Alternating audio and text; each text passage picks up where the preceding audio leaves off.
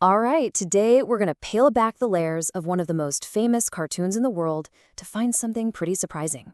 A whole lot of philosophy. I mean, we all know The Simpsons, right? It's been a cultural fixture for, what, decades now? It's so baked into our culture we can all probably quote a line or two without even thinking.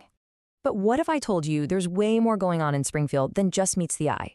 Let's dig into this idea that this, seemingly simple cartoon is actually one of the most intellectually satisfying shows on TV, packed with some seriously deep philosophical ideas.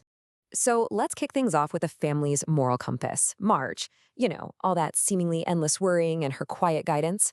Well, it's not just nagging. It's basically a masterclass in classical ethics, and it connects her, surprisingly, to the ancient Greek philosopher Aristotle. See, Aristotle's big idea was something called eudaimonia. And that's not just about feeling happy for a moment. It's not the instant gratification of a donut or a beer. It's about a deep, long-term sense of human flourishing. And the way you get there is by practicing virtues day in and day out. And that is Marge Simpson to a T. Aristotle had this concept he called the golden mean. The idea is that virtue is almost always a perfect balance between two extremes. And Marge lives right in that sweet spot. She's not a wild spendthrift like Homer, but she's also not a total miser like that guy who'd serve rotten food just to save a buck.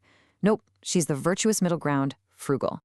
And here's the kicker. Aristotle argued that virtue isn't something you're born with. It's a habit. It's something you build through constant practice. And that is why Marge is the family's unwavering ethical anchor. She practices her virtues every single day, whether anyone's paying attention or not. Okay, now let's pivot to Lisa, the show's resident deep thinker. If Marge is the moral heart of the family, then Lisa is definitely its intellectual engine. And through her, the show really explores our complicated relationship with knowledge and society. Lisa's constant struggle, trying to be heard and respected in Springfield, it's really a perfect mirror of America's own conflicted feelings about its intellectuals.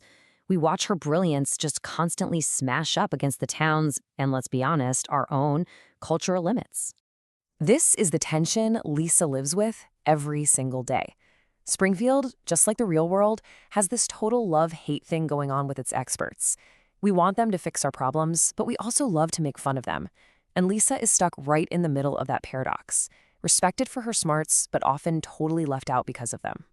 And the show's message here is pretty clear. Yeah, society needs its thinkers, but those thinkers, they really need to stay connected to the real world. I mean, remember when Lisa and the other Mensa members try to build a perfect utopia? Their big ideas just fall apart into petty fights and total chaos. It's a hilarious reminder that intelligence without a little common sense is pretty much a recipe for disaster. Okay, get ready for a real philosophical trip. We're talking about Bart, the show's #1 troublemaker. But he's not just a kid with a slingshot, okay? He is a walking, talking existential crisis, and he's the key to some of the show's most mind-bending ideas. The philosopher Nietzsche had this wild idea that we invent these other worlds, things like heaven or some universal moral law, to make ourselves feel better about a chaotic reality. He even said our own language, with its neat little subjects and verbs, tricks us into seeing order where there isn't any. And by doing that, we totally miss out on how rich and complex life really is. Now, Bart isn't exactly Nietzsche's ideal person. His identity is reactive, meaning he needs something to push against. Think about that episode where Skinner gets fired and Ned Flanders takes over. Bart completely falls apart. Without an authority figure to rebel against, he loses his whole purpose. His sense of self is built entirely on opposition. And isn't that a fascinating look at our own lives? I mean, how often do we define ourselves not by what we're for, but by what we're against? But hang on, because this is where it gets really good. What if Bart isn't just a rebel? What if he's a completely different kind of philosopher? This leads us to a 20th century thinker named Martin Heidegger, and a connection that's going to make you rethink what it even means to think. So here's the key. For Bart, there is zero separation between his thoughts and his actions. Most of us, we see a situation, we stop, we think about it, and then we act. Not Bart. For Bart, the thinking is the doing. That's why he's so incredibly quick on his feet and so resourceful. There's no mental delay. He is just pure, direct engagement with the world around him. So how in the world does The Simpsons pull all of this off? Well, the secret is in its satire. The show doesn't just make jokes about philosophy. It actually uses its humor to do philosophy. Yeah, this is way more than just dropping a few famous philosopher names for a quick gag.